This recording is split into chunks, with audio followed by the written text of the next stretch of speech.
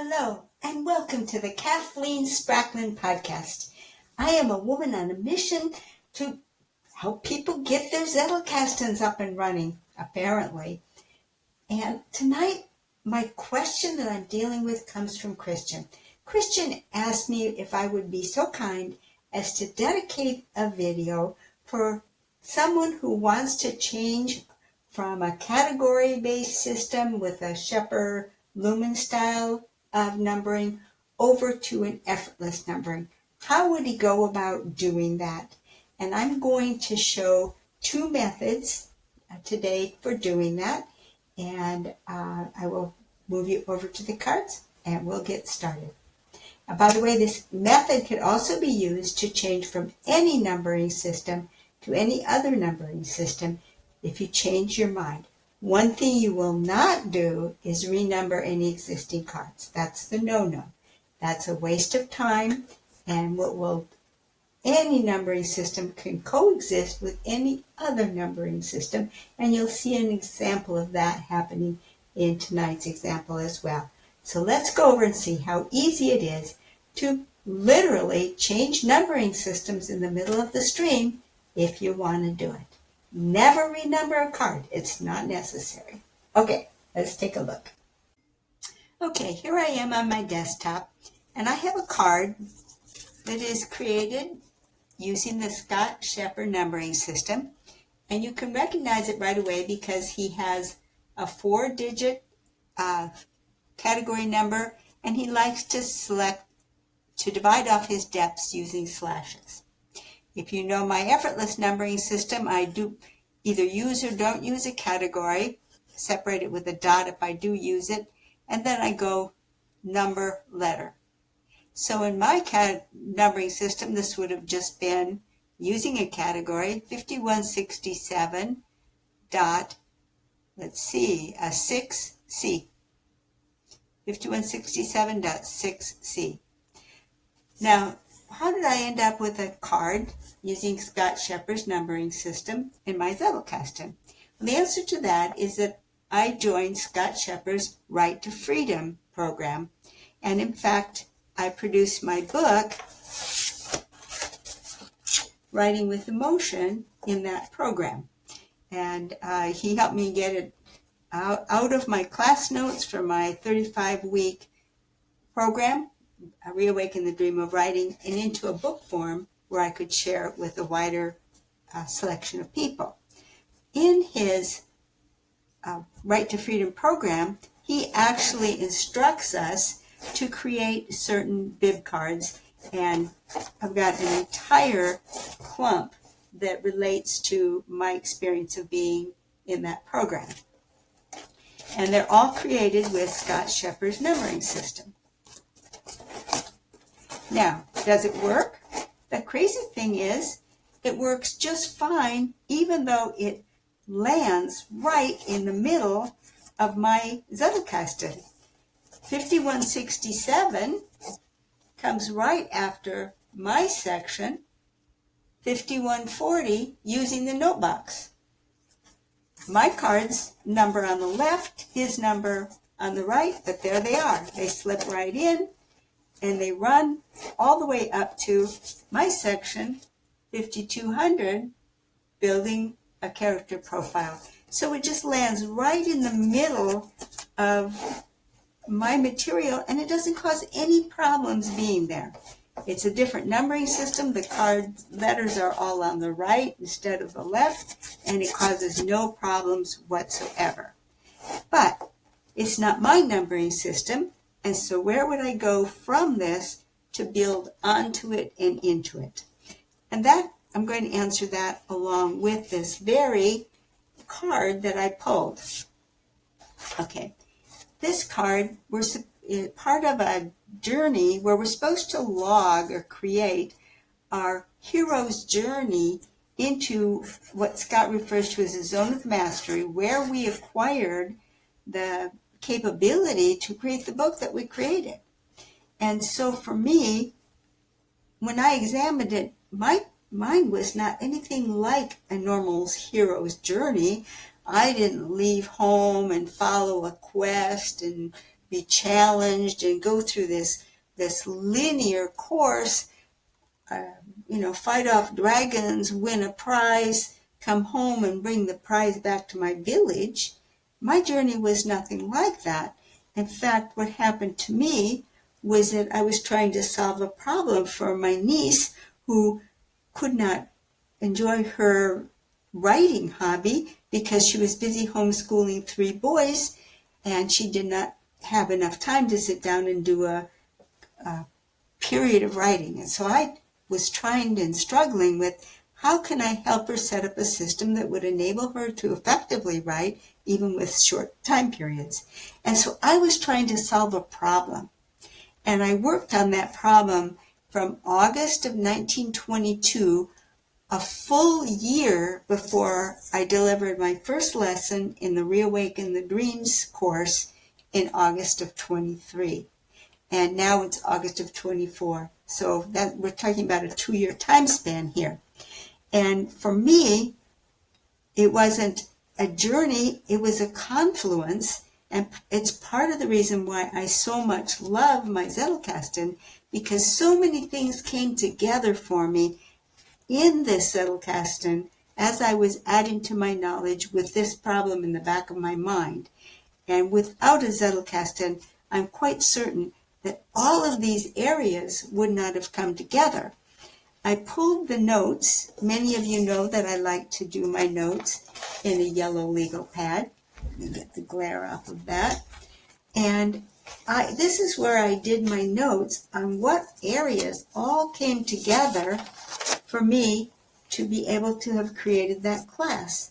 And it turns out that there are like 12 different categories of information and capabilities and experiences that all had to come together to create that 35 lesson class. And so it was more like an inpouring of all of these different avenues.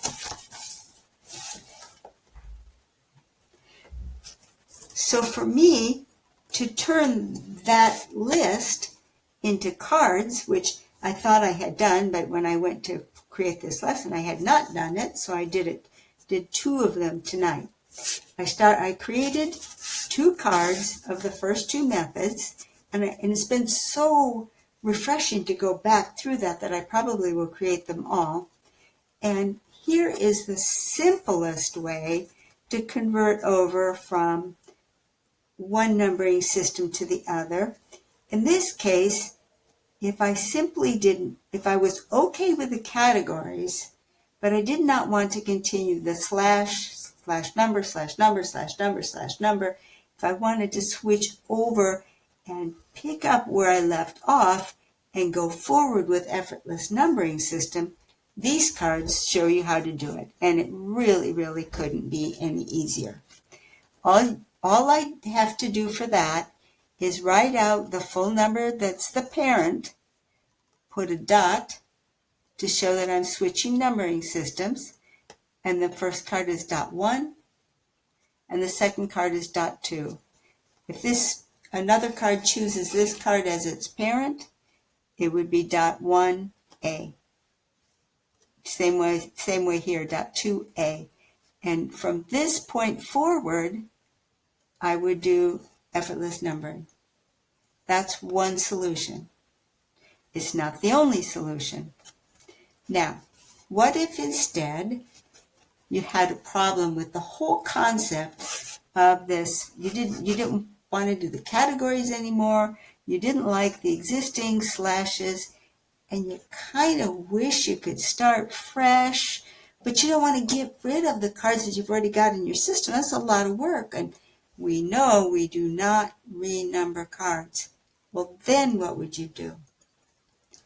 In that case, if it were me, I would create a directory card to go with this card that I inherited from Scott Shepard.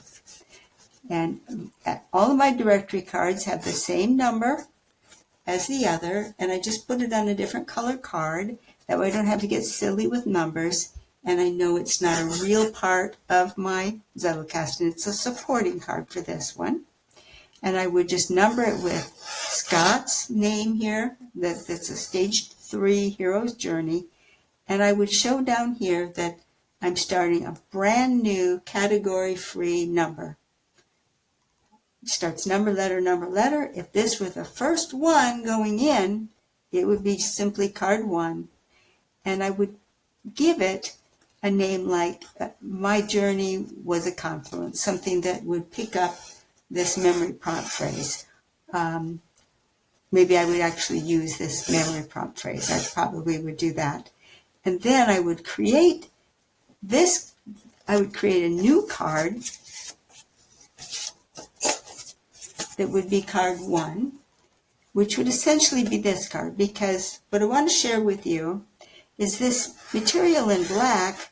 Anything written in black is what Scott gave us to put on our card. That's all he gave us. This reaction is because that's my job. Before I will put a main card into my system, I need to include my reaction. I need to include the source. In this case, it was Scott Shepard's Right to Freedom, Hero's Journey. And I need to have my memory prompt phrase, my tagline, that will bring back the entire card. So these two things were my addition to this information that I got from Scott.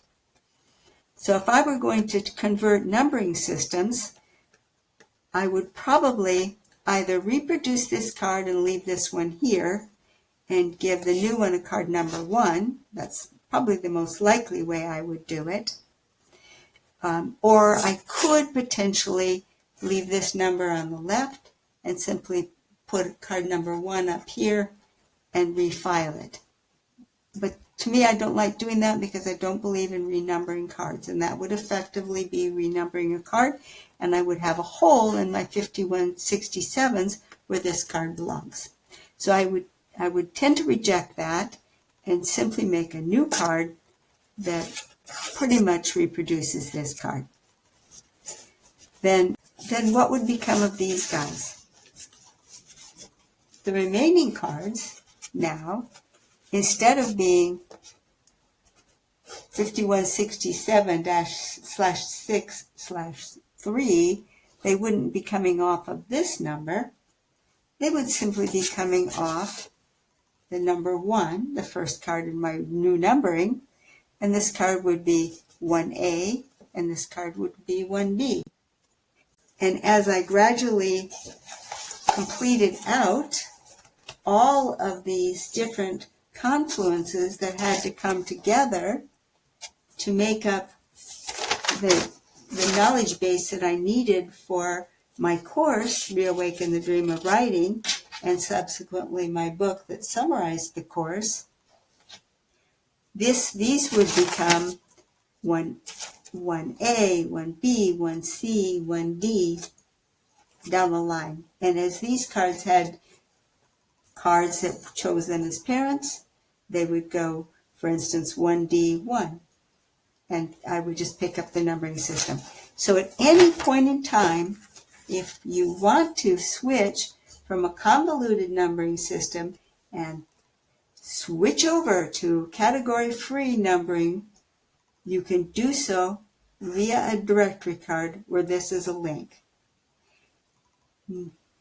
It might bother me that this would feel ambiguous to me because I don't usually put the whole number on my directory cards, and just being 1 hanging out there might confuse me. So I might be inclined to do something like putting a link on it, putting my symbol C, that little box with an arrow that I tend to use for my C symbol, so that I'm very clear that this is a link to card number 1. And it really is as easy as that. So Christian, I hope I answered your question about switching over to effortless numbering midstream. I glossed over it too quickly in the past, it's probably because it's so easy that it's hard to take a long time to explain it. So by taking a specific example that had a lot of natural variation to it, I hope that enabled the process to slow down enough to be really clear. Basically, you have two options. You can either say, well, if I've got a card sequence going, I'll just continue it. I'll put a break and then I'll continue with effortless numbering. Or if you say, nuts to that, I don't want those long numbers anymore, I want to go straight to effortless numbering, you can use a directory card and say, okay, this card would have been the parent to my card, but that's one of those ugly numbers I don't want to use as a parent anymore. So it gets a directory card and your card goes in the effortless numbering. So it really is just that simple. Let me know if I need to clarify some more. I do not mind clarifying additionally. The key thing is I want each of you to be able to have your Zettelkasten on your work table ready to serve you, because this example for me highlighted literally 10 different, I think there was actually 12 because two of them had an A and a B, different things that had to come together to be able to make that course happen. And there's just nothing like a Zettelkasten to pull all of those different areas together in a way that will just spark your creativity and spark your ability to make a contribution that they can bring something new into the world. And that's what I want to see happen for you. Thank you. Bye-bye.